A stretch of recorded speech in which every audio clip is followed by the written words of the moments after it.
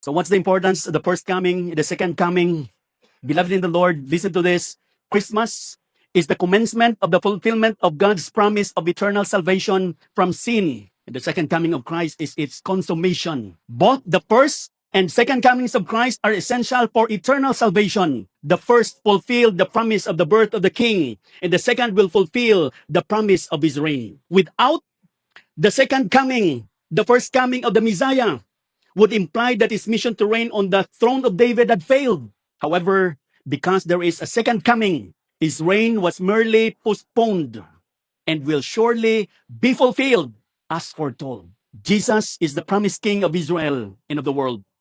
His first coming accomplished all the necessary requirements for him to reign on the throne of David in a restored world when he comes again.